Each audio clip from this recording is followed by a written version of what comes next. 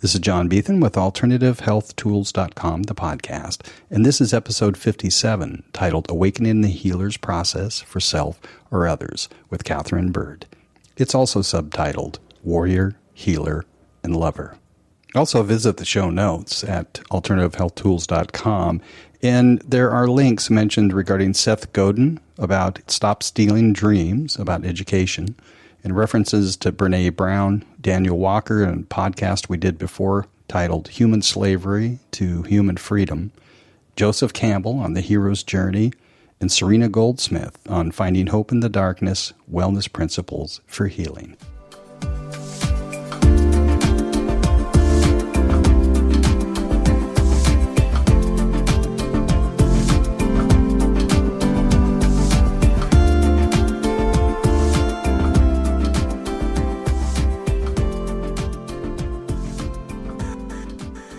Welcome back to Alternative Health Tools.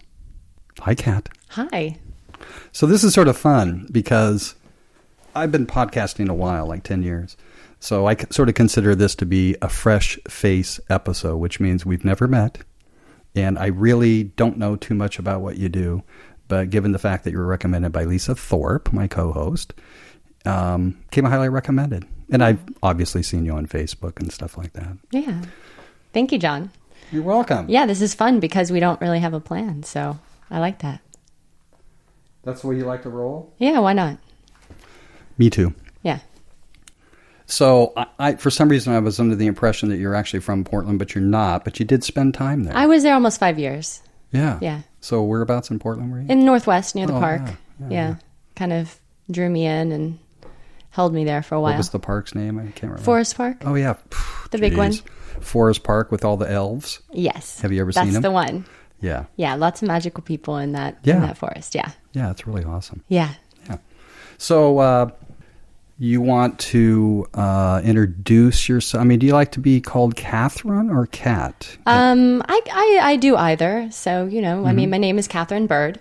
Mm-hmm. And I am a facilitator of healing. So I am a healer and a shamanic practitioner. And I teach and guide and speak and really help people through the process of awakening and then being able to take those awakened gifts and translate them into action in the world, becoming healers and coaches and guides themselves. And, nice. How do you work on yourself? How do you heal yourself is really a huge focus of my work. And then, really letting people in on the processes, the things that can happen in the awakening and in the turning on of our gifts and becoming, whatever it is that you are. So is part of this about undoing some things? Yeah, I mean, there is some undoing. I mean, we're all dealing with our traumas and our shame and our doubt and sort of the little boxes that we were grown up in and told to sit inside. Or we put ourselves in. Yeah. And so, there's so many people who are just like crawling their way out of their box and they sort of have their fingertips over the edge and their eyes are peeking over and they're not sure what's on the other side, but they're feeling really called to jump out. And so I'm really called to be a support to this process that's happening. Yeah. The shift. So where do you find in your experience where, what are most people being healed from? Well, there's so much shame in Can you give me an example? In the system. Well, I mean, we can talk about sexual shame, of course, which seems like almost the most obvious one. And how much religion and really strict upbringings and having sexual trauma at an early age, molestation and different kinds of things that have happened that really shut down these lower centers of the body. And so a lot of people are still just trying to figure that stuff out, trying to figure out the basics of trust. And I'm imagining for some people they're just discovering that they may have had a trauma that they weren't aware of. Oh, so many people. So many people are just realizing, oh, that's why I've been so shut down all these years. And, we're undoing a lot of things, a lot of cultural, ways of being that we're supposed to be a certain way. Rules. Yeah, lots of rules we've put on ourselves. And, that we, one thing that we're undoing, I think, is this concept that we're not magic, that we're not part of nature. Oh, I know. That's a drag. I mean, it's a drag because I prefer to live there most of the time. That doesn't mean I'm necessarily in nature, right? But rather trying to lead a life that is nature-oriented. Yeah, that's Animals. Conscious of animals, is conscious of plants. It's conscious of what our connection is to the earth and to the cosmos, that we are connected. We're all feeling so disconnected these days, and lots of people living in little apartments and working in little cubicles and kind of feeling super alone, and they're on social media, but they're not really connected. I would love to talk about that. So what's your experience with that? I mean, a lot of people live on social media, but they are disconnected.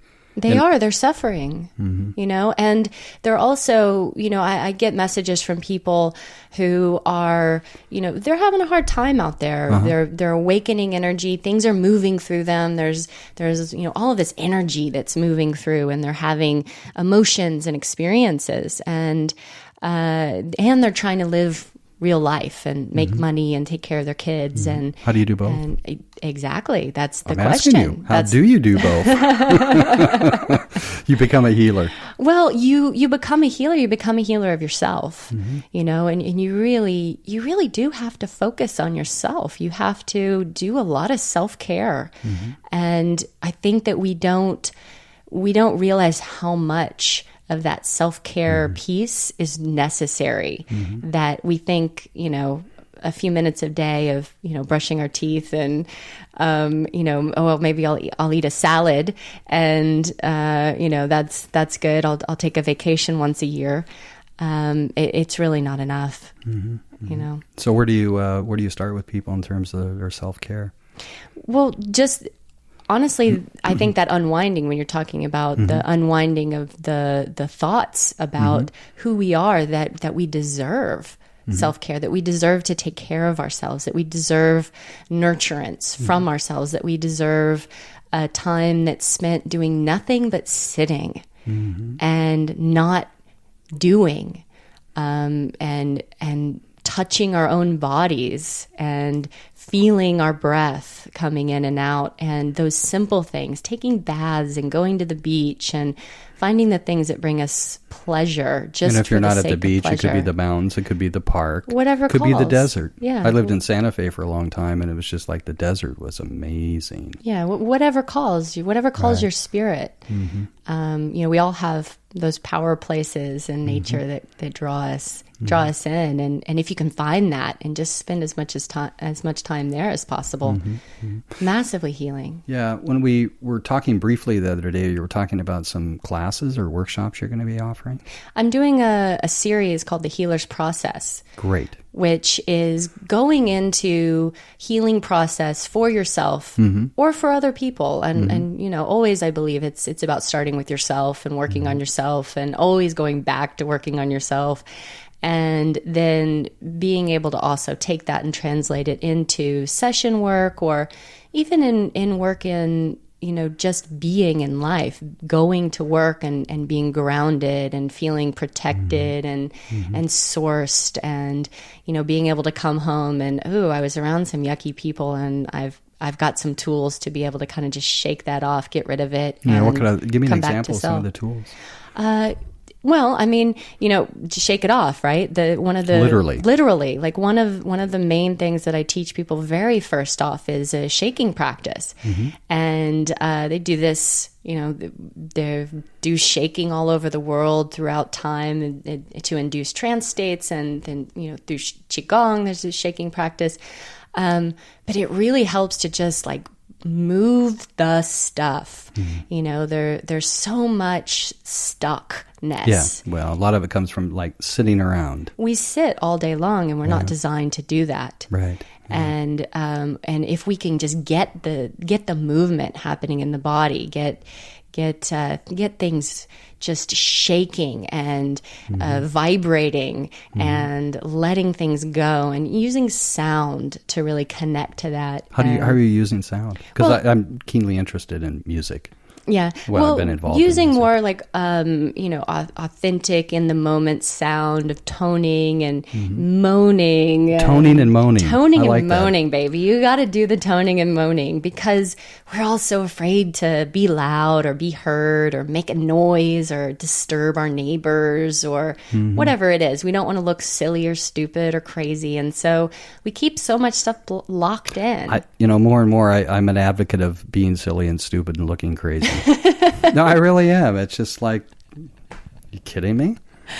Yeah, because the more that you're willing to just like, okay, this is what's happening with me right now. I'm going to kind of freak out here for a minute, and I'm going to jump up and down, and I'm going to shake my body, and I'm going to make a bunch of crazy sounds, and I'm going to breathe really deeply into my body and move some stuff around and do what my body is telling me to do. And awesome.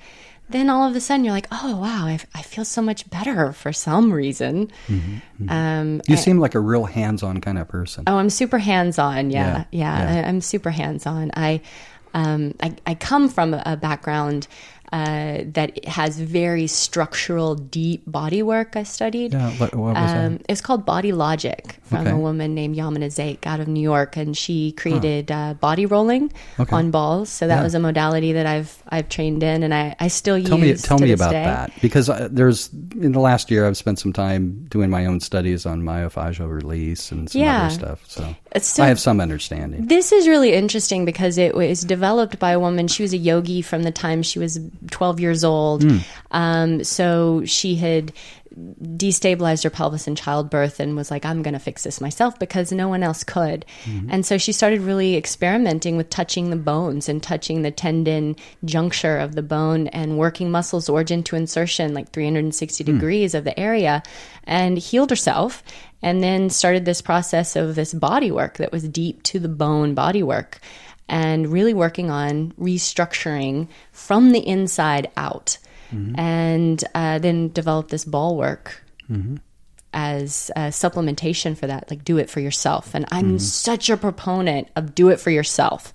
Like, do it for yourself. Yes, do it for yourself. Like, yes, come to me. I will put my hands on you. We will touch things. We will move energy. We will, we will do all of this work together. I will help you open stuff up.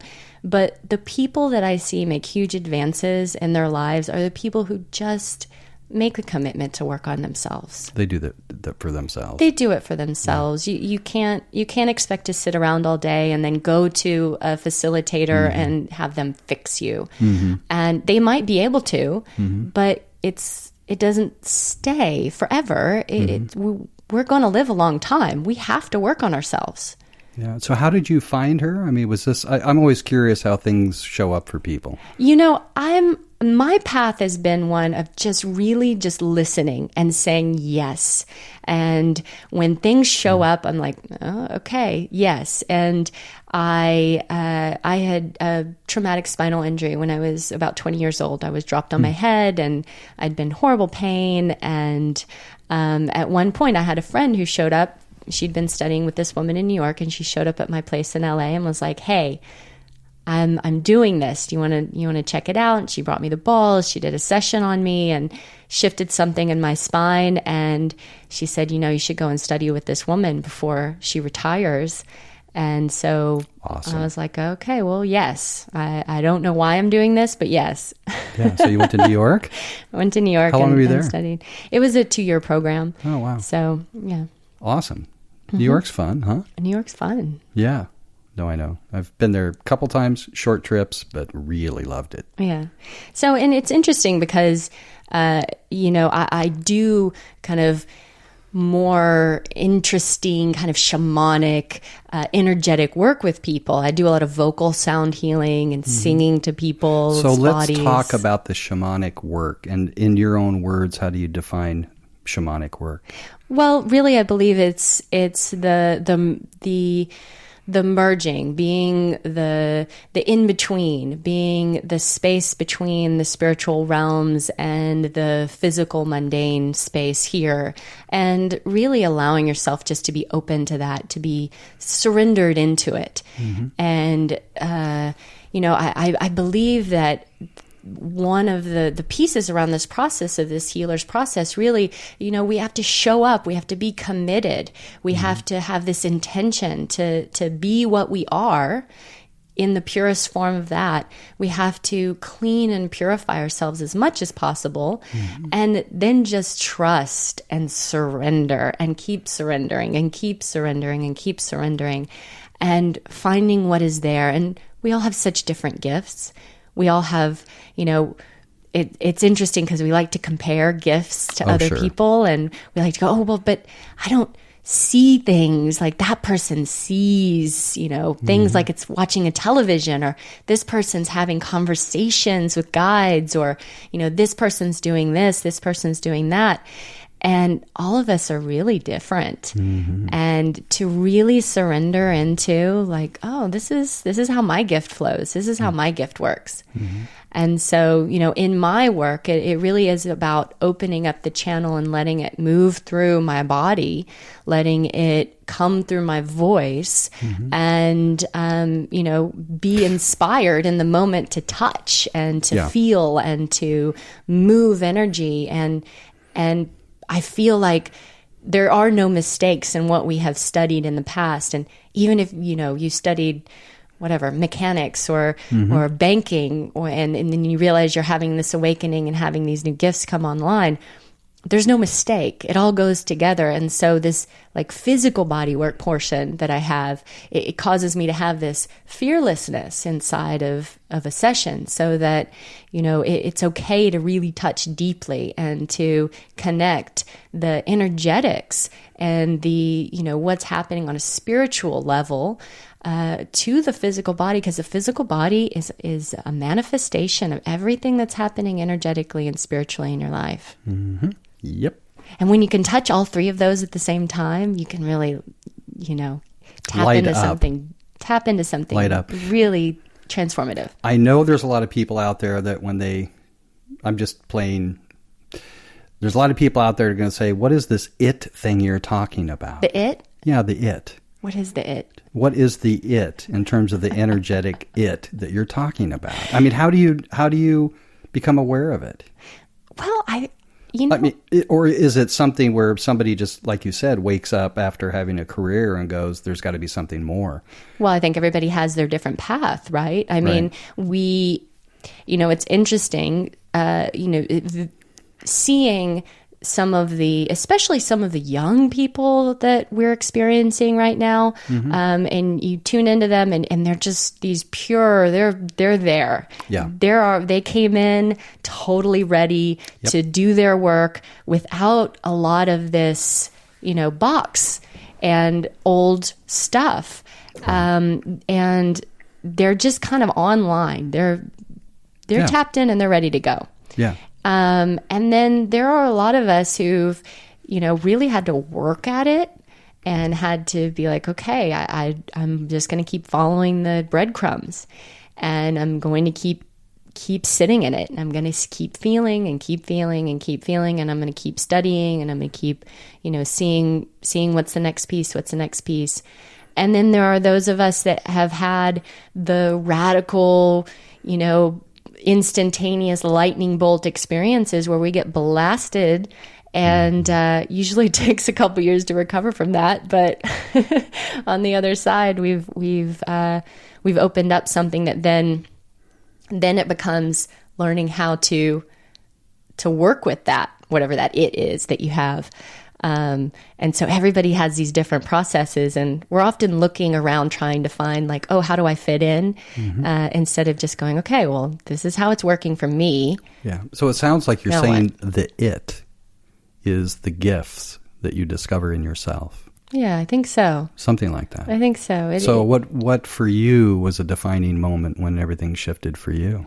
I think there were quite a few, but on my path, what happened for me is that I was kind of a weird little kid, But when, Wait. Weird little kid? I was kind of a weird kid. You know, I was into Ouija boards and, you know, lighting candles and burning things. And so you were already sensing there was something more. I was sensing, you know, and when I was a child, I stopped eating meat. I was very like radical, writing poetry about animal rights. I lived in Texas, so this wasn't a thing. They didn't know what to do with me. Exactly. You know, you see, we can't rope her. So what are we going to do? Well, if you don't eat meat, you're going to die, right? So, you know, I was kind of an odd bug, and I was actually medicated when I was 15. I was grieving the death of my grandmother, and I was kind of going through natural processes, but they decided that the best thing for me would be to be medicated and antidepressants. On antidepressants, yeah. And then I think it's a big problem. It's a huge problem because I see it a lot. It's a lot. We want the quick fix, and parents don't want to see their children suffer. You know, they don't want to see them not do well in school. They don't want to see them not have friends. Well, here's the thing. Yeah, if I don't usually talk too much on these podcasts, but it's like what I see a lot is people on antidepressants, and anymore I can tell if somebody is. Yeah. Because usually when there's a rough edge, a conflict, a disagreement, they have a tendency to skate over it rather than deal with it. Yeah. Because they just want to feel better. Yeah. Where to me the real richness is in being real and feeling the feelings and you know, identifying where in the body it might be. Absolutely. And we have to feel our feelings. Yeah. And that's something that, you know, it's like we have this little bitty bandwidth of ability to feel. And, you know, especially when we're medicated, it is very, very small, and we can't feel everything. And so the experience of bad feeling, whatever bad is, who knows what that means, but the more negative feelings that we see as grief or sadness or pain or fear, or all of these things that are there, that are really signals that we need to actually look at things. We might not get as much of that and that despair, but we also don't get as much of that joy, that ecstasy, the bliss, the connection to the connection to everyone else, the potential for what we are. So you're editing many experiences. Yeah, you're just drawing yourself into. And I also see this with people who are traumatized, you know, who have had, you know, past traumas, that they're also operating on a smaller bandwidth and not able to really feel the super juicy, yummy goodness of life. Yeah. Yeah. So in my journey, I was on these medications and then, you know, started having more symptomology, panic attacks and more, you know, depression and all of these things, probably as signals that I was not in need of being on these medications, right? In some ways. But I had a really hard time finding a doctor that would help me go off of medication. And when I would try to do it myself, it was very difficult. And finally I did. I found somebody to help me, and I found an amazing herbalist, acupuncture, chiropractor, and, you know, was in therapy and really working on myself in lots of ways. And went off these medications, and within a couple of months, I started having some pretty radical mystical experiences and kind of being knocked to the ground with the reality of energy moving through my system. And I think all of that is a right as humans, no matter what culture or where you live. Yeah, we have a right to ecstasy. Exactly. You know, and the thing is that sometimes that ecstasy experience is not always like, yay. Yeah. Sometimes it's, whoa, it's so intense. Like there's almost a painfulness to it because it's so intense. And we're so taught that that's not a thing, that we're afraid of it. We're afraid of the hugeness of our ability to feel, because we can feel so much. Well, it's almost as if people think feeling pain is not normal. Right. We've been taught it's not. And it is. It's part of us. And I think that feeling pain and owning pain, allowing it, moving it through the body, learning tools to be able to move through it in healthy ways, I think that really gives us some compassion. Because when we really are able to touch our own pain and really feel it, then we're like, wow, this other person is in pain. I know what that's like. I'm going to be nice. I'm going to help. I'm going to be the higher person in this situation because I can feel their pain, even if they're not showing it on the surface. I can feel it. I know it's there, and I can come from a place of compassion and love. Nice. I was, before the podcast, I was just on a phone call with a really close friend of mine, and we were talking about the avoidance of pain. And I had said that one of the nicest things I ever did for myself, I do occasionally, is take 3 days and do a fast. And generally it's a water fast. And I don't drive. I don't go anywhere else. Pretty much hold up and then just allow myself to experience whatever feelings I'm having. And the first one that comes is hunger. And then so with hunger, what I do is I just drink some good water and it goes away.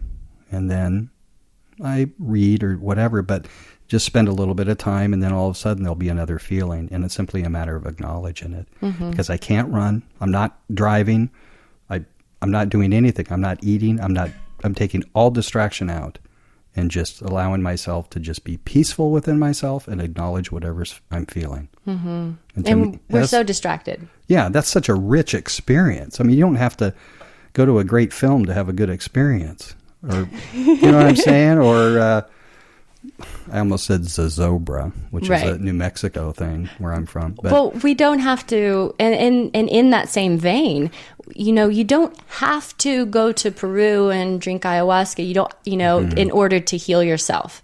You don't have to, yes, go on a vision quest. Yes, go and do all these amazing things, but really the sitting inside of yourself and just being with yourself and being with whatever's there.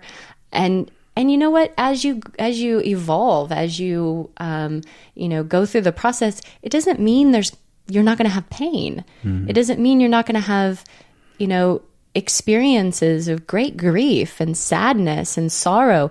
There's so much grief and sadness and sorrow in this world that if we're open people, we couldn't help but feel it. Like, it's going to be there. And it's almost a service to the world for all of these people who are out here not feeling anything, for us to just go, yeah, you know what? I'm just going to feel it. I'm going to move it. I'm going to cry. I'm going to roll around on the floor and moan and, just take care of myself and not attach a ton of story to it, but just feel. Well, I'm going to segue into a quote I heard, which is basically feel it and do it anyway. Absolutely. Yeah, I think, my mother always said when I was small that when you feel fear, you should do it anyway. That's a signal. There was a book called Feel the Fear and Do It Anyway. Yeah, that's a signal. You should do it.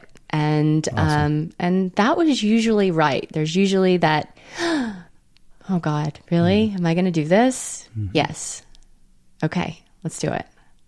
Nice. And I think that stepping into being a healer and, owning whatever brand that means. And it doesn't necessarily always mean putting your hands on people and that. But being a healer of the world, being a healer of your own self, taking responsibility for holding space for yourself and for others. Yeah. A lot of it is that. It really is just being present and sitting in whatever the situation is.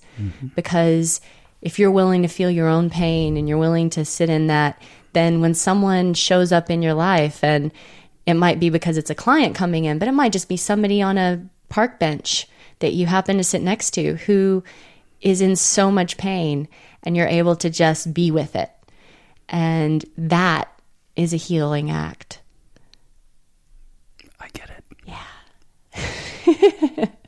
So I'm sort of imagining you facilitate people to just, they're going to fall into your lap, so to speak, and you're going to take them on some sort of journey. And it doesn't have to be about any pain. No. It can be about joy, ecstasy, pain, or anything else that shows up. It's Pride. about everything. Yeah. Yeah. Yeah. Yeah. So what do people normally expect? I mean, what a experience. When they come to me? Yeah.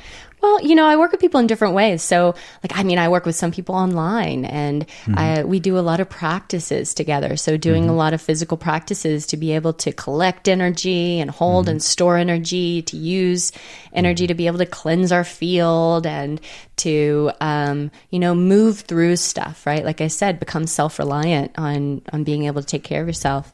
And then when people come to me in person, we do talking and coaching and kind of working out what's happening in life. Like, okay, how are you going to deal with this? And I generally, if I'm going to put somebody on the table, I take them through a series of practices to be able to I want people to be in the experience. So I want them to have access to, they're starting to move the energy. They're starting to draw the energy into their system. They're starting to recognize, can I feel this? Do I have access to this part of my body? What's going on here? Where do I feel dead? Where do I feel dark? Where do I feel like there's something in there I have been avoiding for so many years that I haven't even wanted to breathe to that spot? And, really get people feeling the energy inside their own system so that then they can replicate that when they go home and be able to feel energy inside their system. And then, get them to a place where it's a little bit trancy and throw them on the table and then see what goes from there, and, generally it is working up through the chakra system and, really touching deeply and, tuning in and seeing what's there. And it's always different. It's always an adventure and it's always a discovery. So today is September 30th. Okay. And we had a brief discussion at the beginning, but it's like, I know that you're going to be fully engaged, decked out in living Halloween. And the reason I know that is Why do you know that? because I've been on your Facebook page. I've been on your Facebook page, and I could say, oh my God, Kat knows how to party, but it's really, it's just like face paint, right? Yeah. So tell me about all that. I mean, those are ceremonies, rituals, or just having fun, or what? It's a little bit of everything. Sometimes I don't do anything for Halloween because it's like the rest of the year is so full. Oh, really? Awesome. Yeah. I believe that, as the channel, right? And this is one of the things, like as the healer, as the channel that we maybe hope to cultivate, who knows?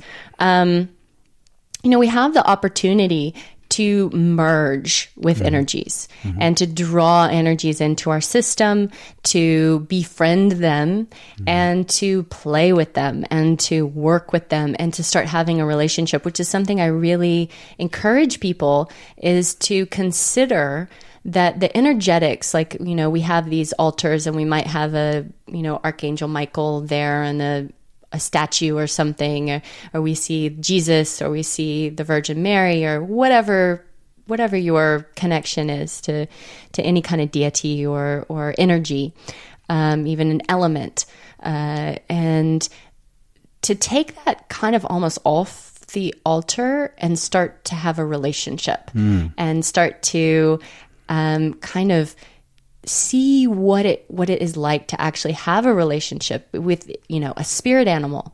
And so if my spirit animal is this bear, but what is it if you let the bear come and be inside your body and you dance that bear and you honor it with allowing it to merge inside your being and to be a part of you, and you are having this relationship of mutual experience and the respect, the gratitude that arises from that, and the power that we gain from those experiences of allowing ourselves to merge with these energetics.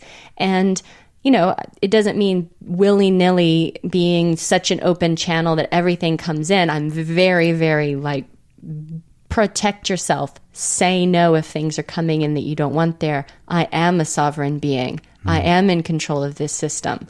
But in control of the system, we have the opportunity to invite what we want to invite to come and live with us and to have relationship with us and to experience this other level, this layer of energy that...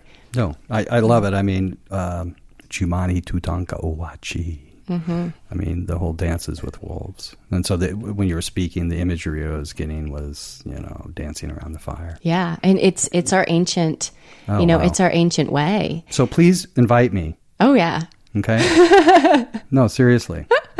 I bet, I lived in Santa Fe, and my connection with native culture is pretty strong, whether it's Latino or Hispanic or American Indian, and I really, really, really miss it.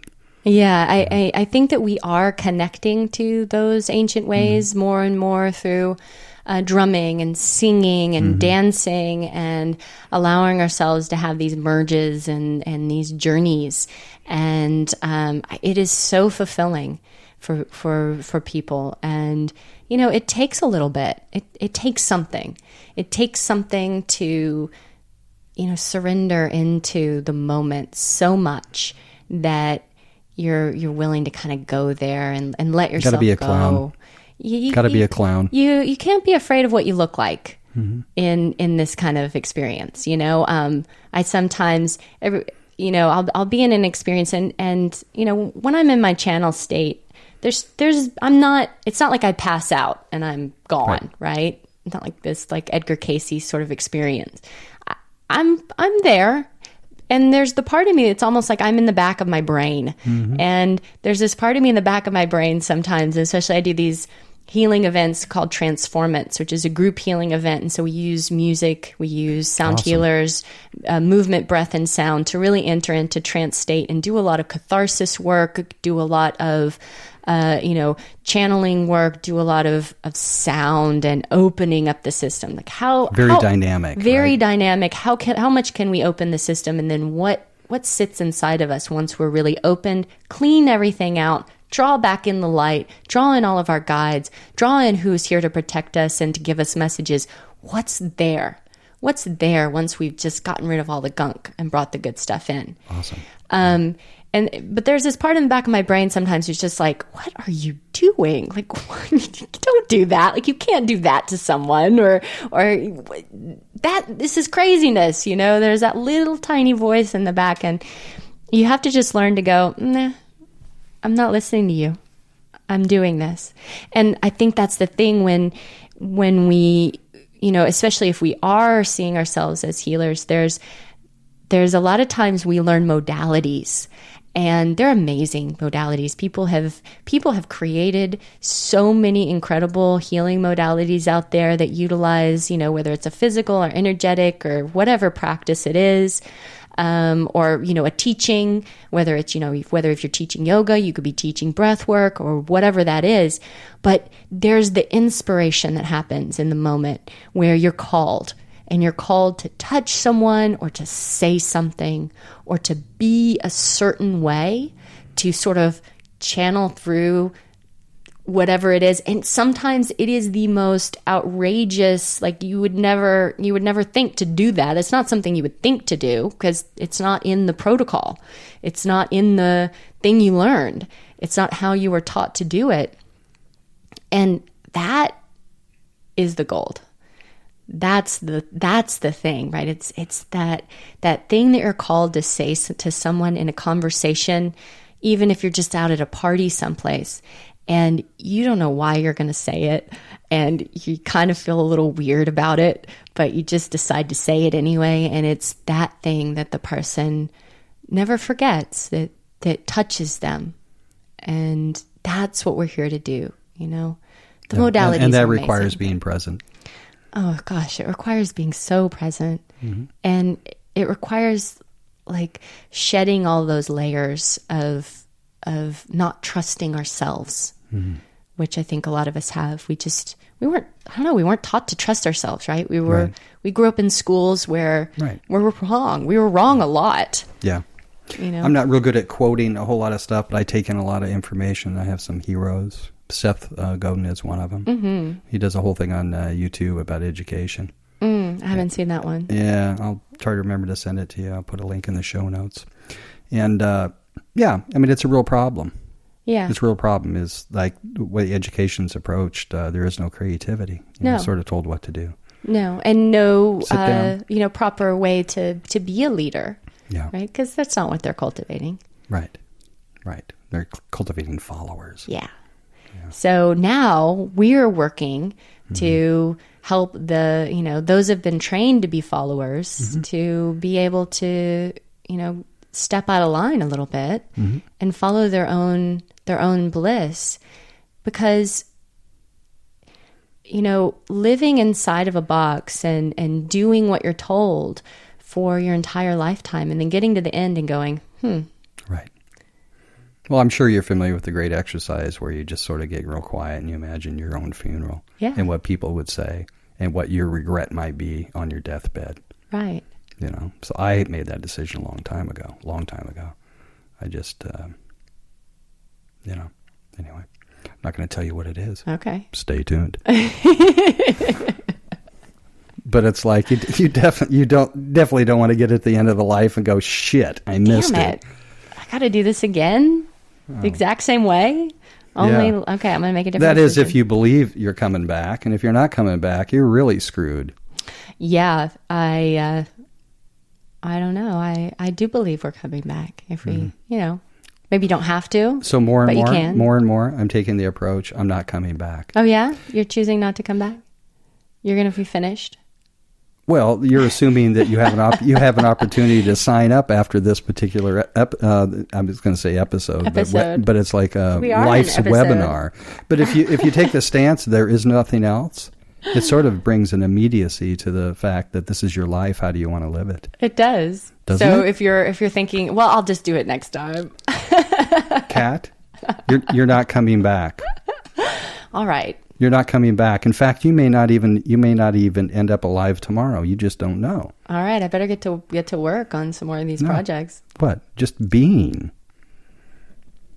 Sorry, I don't know where we went with that. But awesome. I liked your stream of consciousness there for a while. It's nice. Oh, thank you. Yeah. Because obviously you decided to do it differently than most. I think I was always designed to do it differently. Yeah. Yeah. You weren't going to get a university degree, right? I did not go to university, no. Yeah. Much to the chagrin. My mother still, even a couple of days ago, she was like, well, if you had just gone to college. Mom, I'm in the greatest university in the world. Right? Yeah. No. Because it's the security, right? There's this... And it's false. It's a false sense of security that somehow, if you do this, you're going to get that. Well, right? Yeah. If you do that, you are going to get that. Right. And what is that? Right. I mean, the question is, are you actually getting what you thought you were going to get, or did you settle for something less? Right. Well, I was never too good at being told what to do. Mm-hmm. Yeah. I can sort of tell that about you. Yeah. So it's. I've had a beautiful life, and that I've been able to have the opportunities to explore what it is that I am and to own what it is that I am, and that is such. I mean, that's a fabulous life. I'm blown away. I'm blown away by it. I'm blown away by what I'm offered in this life. And it doesn't mean my life is always perfect or easy by any means, but the more that I'm able just to be myself, what a gift just to be yourself. Mm-hmm. And we're all kind of, searching really hard for something. And, it's like they say, right? You are that which you are searching for. And just to be able to kind of sit in that and be like, oh yeah, okay. It's all okay. No matter what's going on, it's all okay. Because I am here with a definite purpose and mission and passion and inspiration to create, to facilitate, to be a part of this expansion of consciousness that we have happening, and to be just so crazy excited about that is what a blessing, and it's like, oh, we're not going to get burnt up this time, right? We don't have to be so subterfuge on writing in code and pretending that we don't exist. Those of us who are just different, like different is not so horrible these days. No, and I think you invite a lot of people to come play with you that way. Well, and that's a big part of. I mean, I'm getting you sitting across the table. Is that what Kat offers? Is a really fun, safe space to just come play and be yourself and explore something new. Yeah, and permission. I think that's a huge word. Is permission. We haven't been given permission to be ourselves. We haven't given ourselves permission to be ourselves. Right. And like, what if you could be just who you are and be the most that you could possibly be and interact with other people doing the same thing?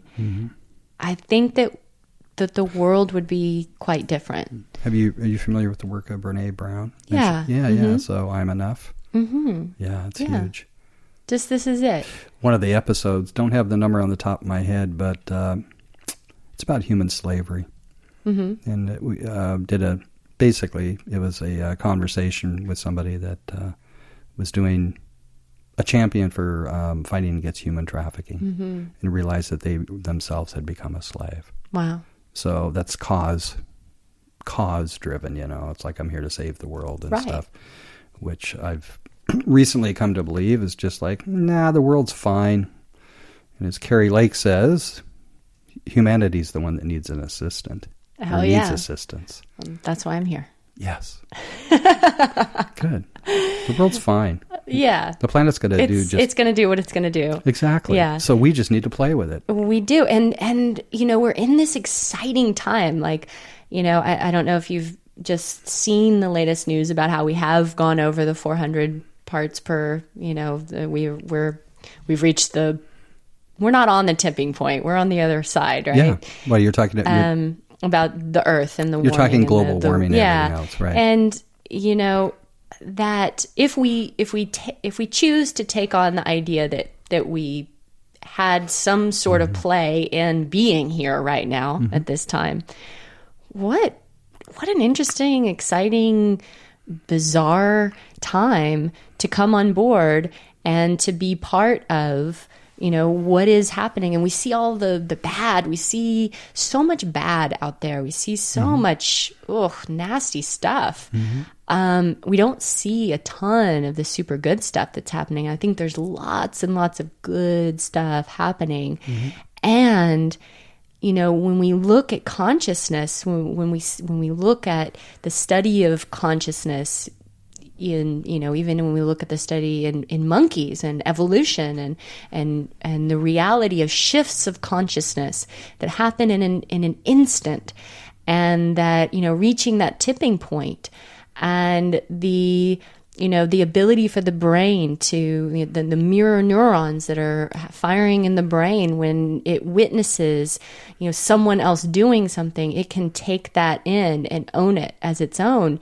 And the potential that we have for shifting consciousness, for being a part of that experience of the human race at this time, is so exciting. And I think it's happening. I think it's happening. And I think it's happening, Yeah. I was talking to somebody the other day, and they're much more up and scientific about this. What I'm going to say is that they said that, Southern California is long overdue for the earthquake, and it's quite possible that because of a shift in consciousness, there's a shift in consciousness that may have affected either a delay or possibly not that happening at all. So, from my perspective, it's like Mother Earth's going to spit us out, depending on our consciousness. Yeah. So And you're familiar with plant medicine, I know. You must be. And Sure. anybody that's up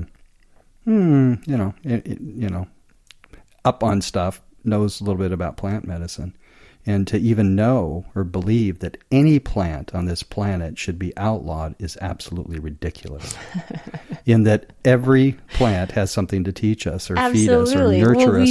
And we know right? why. We know why. So why? Because there are, it almost sounds conspiratorial, but, there are forces and people and beings that do not want a shift in consciousness. Right. It's not a conspiracy. It's actually... They have a lot to lose. They do. They do. And keeping people in a fear state, keeping people in a lower vibrational space of hatred of each other and, shame of their own bodies and all of the stuff that's out there, it makes a population that's easy to control. They're easy to mine in a way, easy to send to war, easy to market to, easy to sell stuff to, easy to influence. Yeah. And easy to run over the top of, if we want to take this land and we want to chop it up and extract everything from it, and it's going to be nasty and it's going to poison everybody. A lot easier to do that to people who aren't very awake. And, I think it's interesting, plant medicine, we're looking at the rise of cannabis in this country and the legalization and, the forces that are fighting against that. And, we see the power of cannabis to open the consciousness and the mind. And, it can be used stupidly, like anything can. But, well, the healing properties. We're seeing evidence, more and more evidence every day. Are phenomenal. Phenomenal. So I think that the spread of the plant medicines, as they've come out and have become kind of mainstream in some ways, is really a huge change, a huge shift, a possibility. Yeah, awesome. What else would you like to talk about and cover? I don't know. What have we Well, talked we're about? sort of winding it down now. Okay. Sort of like to keep it into an easily digestible show or episode. But yeah. So what else? So let me ask you this. Okay. Is outside of all this we're talking about, what other separate passions do you have? Of course, I love to be in nature, right? I love the forest, love creeks. That's my jam right there. Do you know? Okay, so do you know of any good camping, creeky, remote places around here? No, we might have to talk about that. Okay. Yeah. Good. I'm definitely looking for some spots. I landed on some beautiful land here in the area, so that's been a blessing. Painting, I love to paint. I paint mostly animals, so I saw. Working with the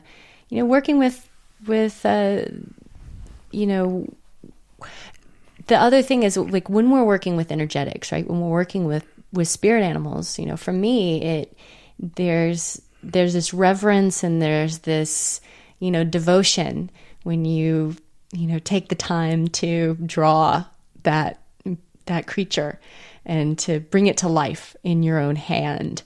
So that's something that just is so super fulfilling to me to do. I'm writing. I love to write, so I'm working on a couple of books on the awakening process, and one of them's called Awaken, Heal, Evolve. And Awaken, Heal, Evolve? Yeah, Awaken, Heal, Evolve. Nice. So it's the modern mystic's guide to the awakening. So giving people an idea of the process that we're going through as we awaken, and it's sort of this cyclical process that happens over and over and over again, and allowing for where you are on that spoke of the wheel, and being okay with it, and realizing what comes up and what questions to ask and what practices, what things to go out and look for and to try and to do and to experiment with, to find your path. And And then the other one is on the healer's process and, what it takes to be a really strong, powerful, sourced, protected and guided healer working on yourself and for other people. So I love to write, and but I love to dance. That's a huge passion of mine, and travel and to, experience other cultures and to, just see what's out there. Wow, there's so much beauty out there. It's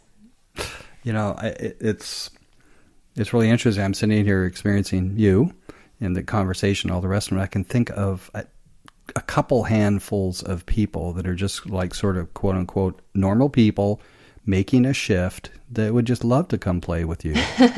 No, seriously. It's like, hey, this is what we're doing. This is, it's like, I'm giving you permission, but I don't need to give you permission. You give yourself permission and come join. Yeah. You. Yeah.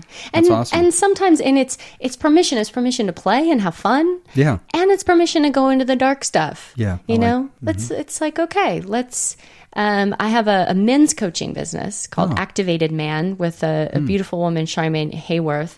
And she's just ridiculously lovely.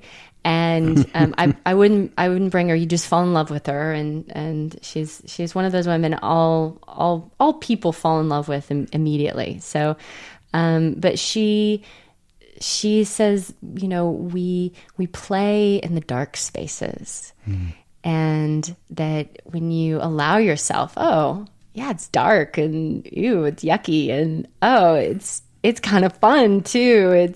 Chocolate's dark. Yeah, chocolate's dark, and it's like, oh, you get the darker chocolate, and then you go darker, and then you go darker, and then you go darker, and you realize the potency that you get from the darkness, right? Same thing. When you're willing to go in those dark places, it's like getting that super dark chocolate, and it's like, oh yeah, it's potent, and we don't have to be afraid of it. There's a certain amount of like joy and gratitude and yumminess that can be there. Yeah, and I think it's a little bit like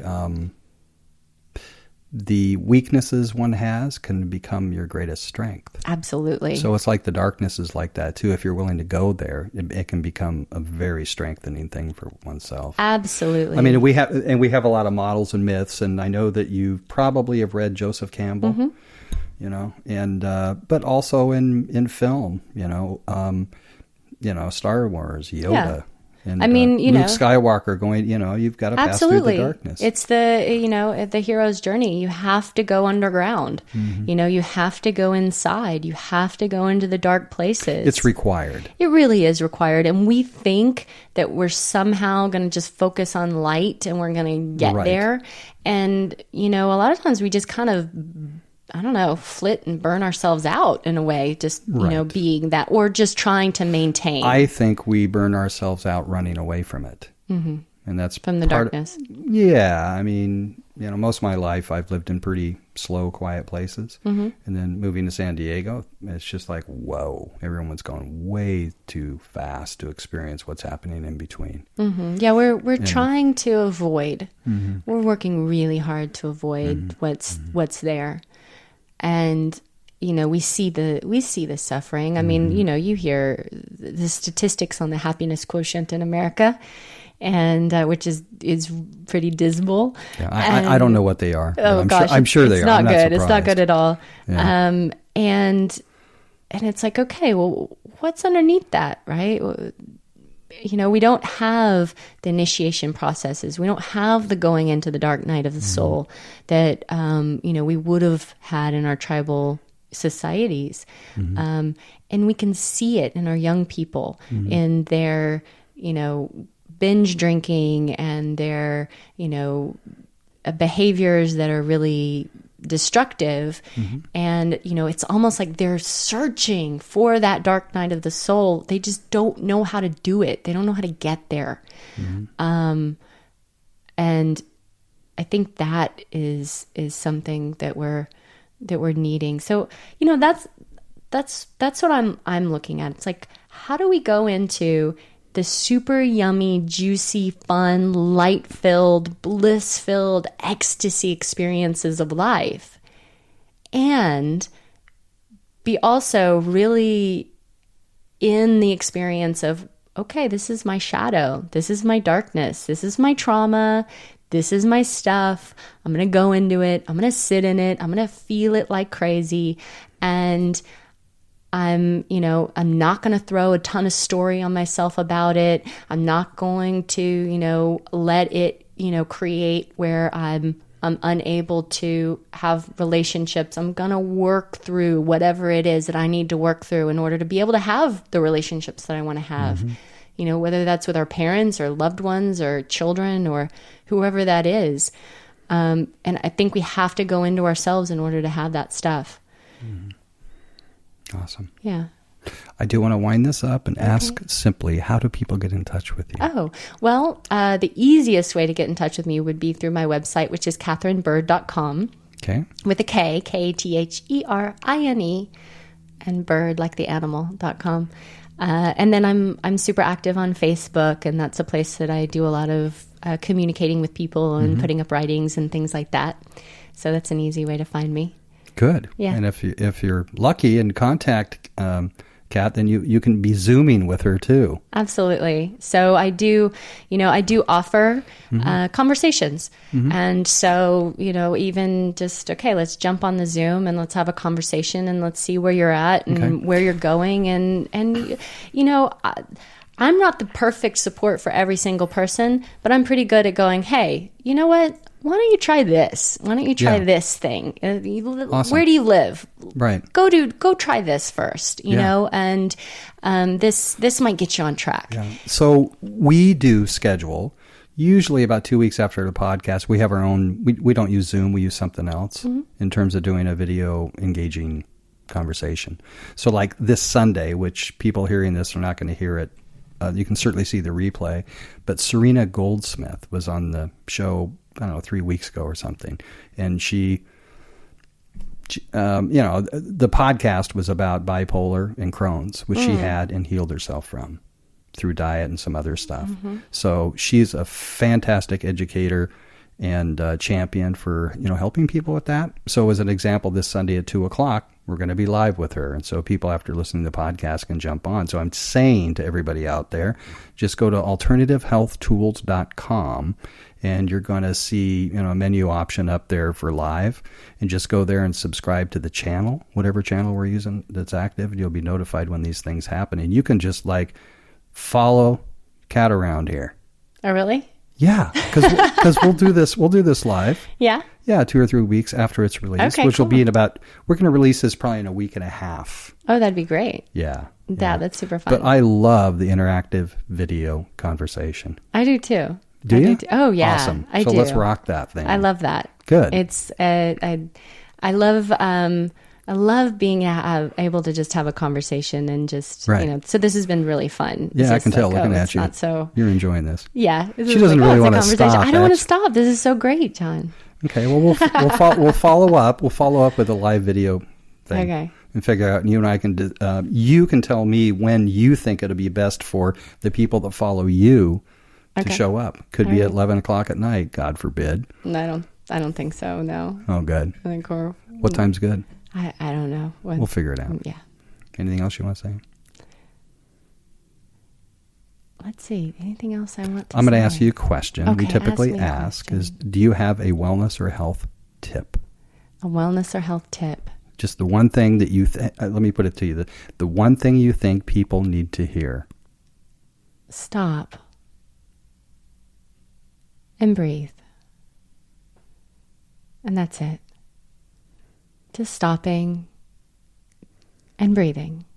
Taking a few deep breaths into your belly and slowing down. Really, if we started to implement that as a tool in our lives every single day, and whenever we were rushing about and whenever we were stressed and whenever we were going through something, we just stopped and just breathed a few times, like 3 deep breaths into the belly. We would avoid a lot of the crap that we're spinning out on, and just I see so many people that are so in their heads, they're not in their bodies at all. They're not connected to their body at all. And the best way to start that connection is just to breathe. So super, super simple. Yeah, we forget. We do, which is strange because we're always breathing. Yeah. Well, have a lovely day. You too. Thank you so much. Yeah, you're welcome. See everybody next time on AlternativeHealthTools.com, the podcast.